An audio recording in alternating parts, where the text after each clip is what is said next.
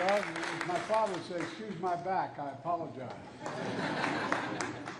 Hello, Milwaukee.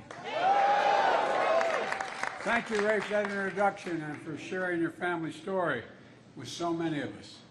Your grandfather served our nation in uniform, and he started a family business only to see it demolished and the community disconnected because of a new highway.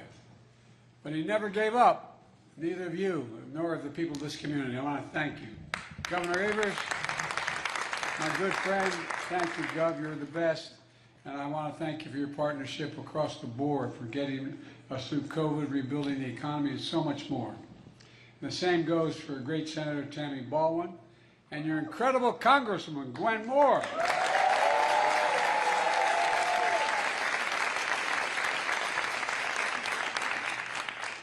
Is your son here?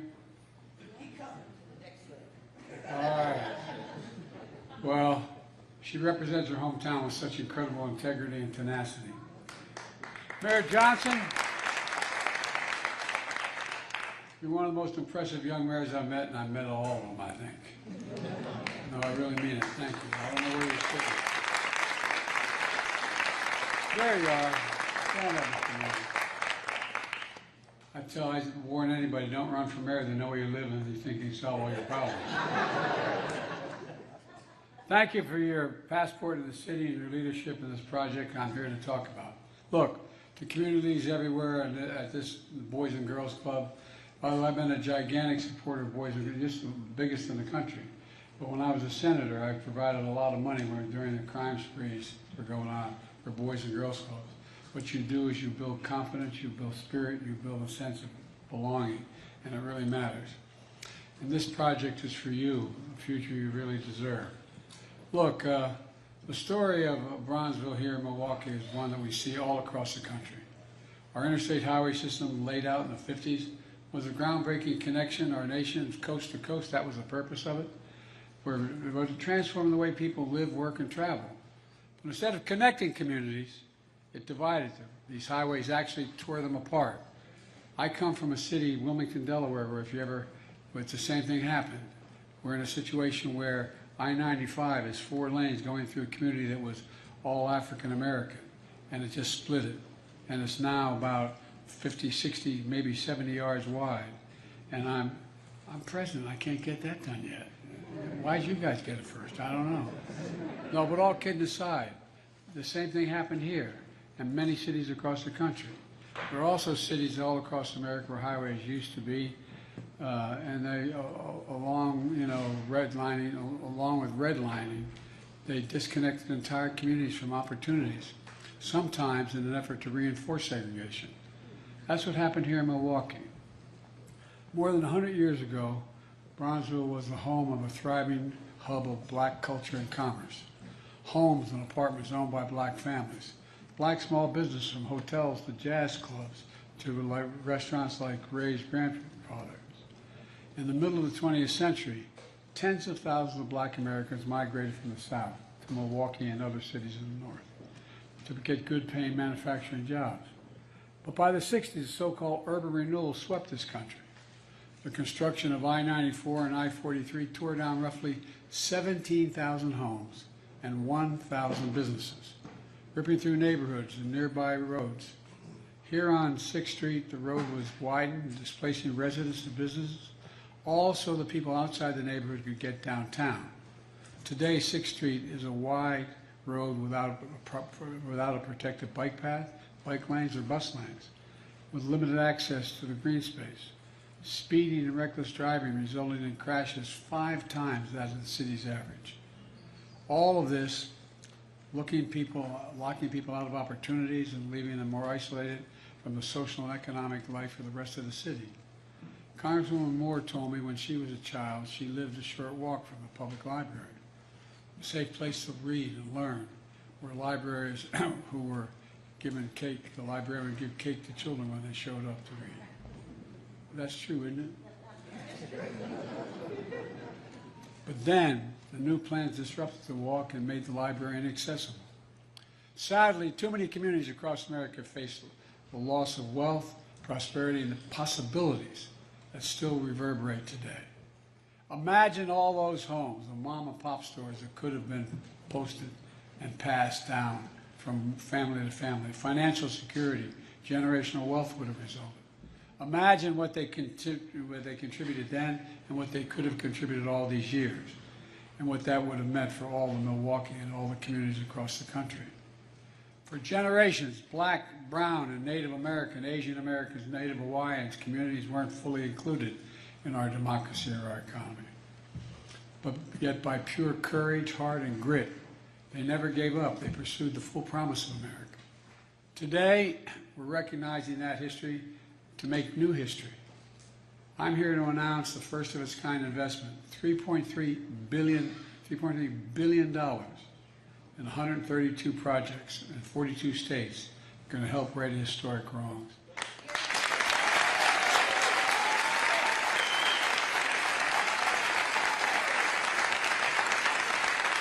And in the process, delivering environmental justice by reconnecting disadvantaged communities and neighborhoods, and new opportunities for a future prosperity and many possibilities.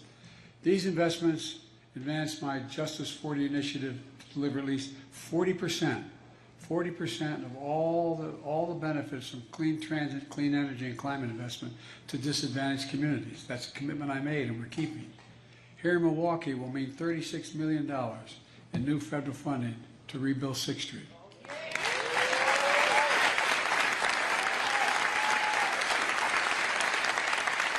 It means wider sidewalks for children walking to school, safer bike lanes for residents and visitors, dedicated bus lanes to get to work faster, new trees to provide shade, and modern infrastructure to prevent sewage from flowing into the Milwaukee River and the Lake Michigan. These are life-changing improvements. They're also going to make it easy for historic Black communities in the North and Latino communities in the South to access jobs, school, and entertainment. Opportunities in the city and central hub, from watching the Milwaukee Bucks play to attending Milwaukee Area Technical College. And if I didn't mention the technical college, I'd go home and sleep alone because my wife is a full-time teacher at the community college. You all think I'm kidding. I'm not. And we're going to ensure that good-paying construction jobs created in this project go to members of the community benefiting the very same project. With the help of your congressional delegation, especially Senator Tammy Baldwin, who worked so hard for these funds, we're making sure that the construction materials of this project are made in America. And if I can digress for 1 second. Look, you know, I've been very involved for a while. I know I look like I just arrived, but all kidding aside, I didn't realize, even though I was deeply involved initially in the civil rights movement that got me involved in the run for the first place, I didn't realize that back in Roosevelt's term, when they were going through the fights where the unions could organize, they added a provision in the law that not many presidents paid attention to.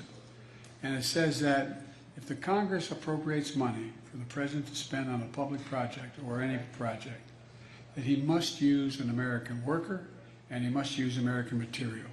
Folks, very few live by that. Very few presidents did that, but not anymore. That's why we're creating jobs.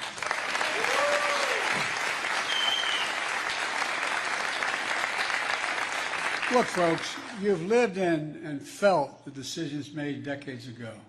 Today, we're making decisions to transform your lives decades to come, and we're doing it all across America.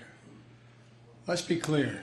This groundbreaking investment comes from 2 historic laws I signed with the support of Tammy and Gwen.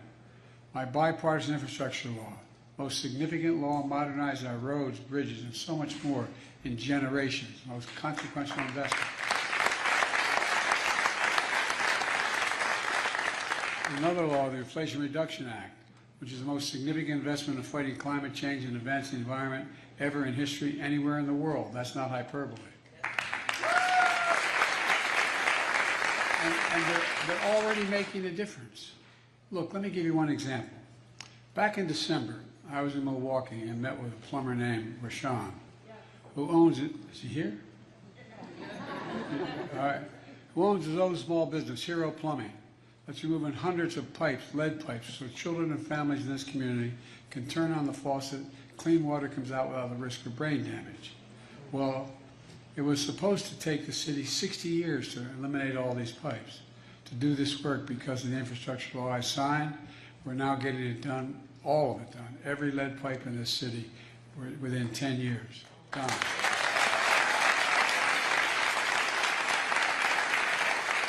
I was proud to have Rashawn as my guest at the State of the Union address last week. And folks, we're on our way to delivering clean water to every American. We're on the way to delivering affordable high-speed internet to every American at low cost. The communities too often left behind, we're rebuilding. We're rebuilding the roads. We're filling in the cracks in the sidewalks. We're creating spaces to live and work and play safely, and to breathe clean air, and to shop at a nearby grocery stocked with fresh and healthy food. We're taking on housing discrimination, increasing access to home ownership, and building more homes and apartments to bring the cost of rent down.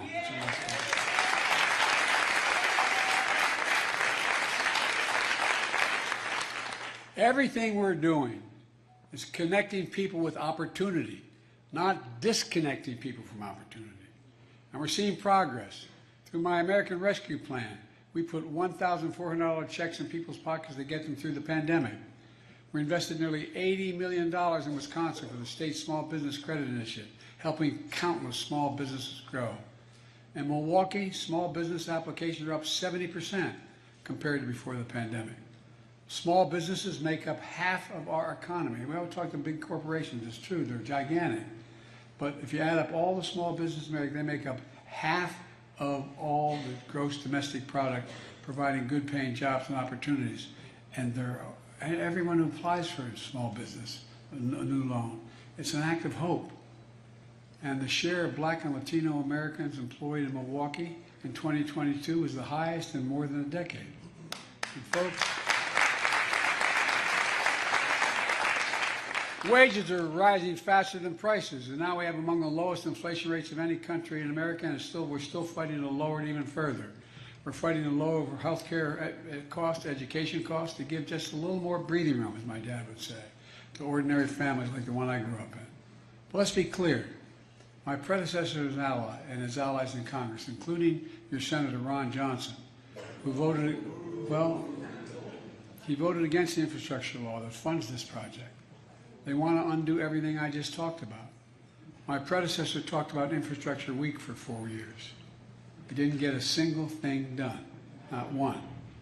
Ron Johnson, every Republican in Congress, voted against the Inflation Reduction Act, which is helping fund these projects, and he wants to repeal it.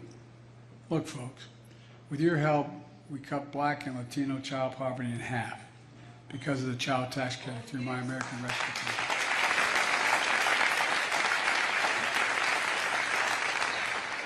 And led by your Senator Ron Johnson, every single Republican in Congress voted against that as well, every single one. I signed a law to beat Big Pharma by giving Medicare the power to price prescription drugs and lower drug prices for seniors significantly. Every Republican voted against it as well. And by the way, guess what? It lowered the federal deficit by $160 billion. Didn't just save money for seniors. It didn't just save money for seniors. It meant Medicare didn't have to pay out those exorbitant costs. For example, those of you, everybody knows somebody who needs insulin for diabetes. Well, guess what? Just lowering the price to $35, and only costs $10 to make, by the way, instead of $400 a month, saved the government all that money. And now they're trying to cut Medicare and Medicaid and Social Security. Wisconsin's very own Senator Ron Johnson calls Social Security, I get this one, I'm amazed. He calls Social Security a Ponzi scheme. No, I'm serious, think about it. Did you ever think you'd hear anybody say that? A Ponzi scheme? Give me a break.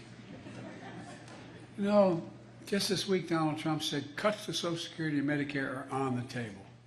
When asked if he changed his position, he said, quote, "There's a lot we can do in terms of cutting. Tremendous amount of things we can do," end of quote. I want to assure you, I will never allow it to happen. I won't cut Social Security. I will not cut Medicare. Instead of cutting Social Security and Medicare to give tax breaks to the super wealthy, I'm going to protect and strengthen Social Security and Medicare to make the wealthy begin to pay their fair share.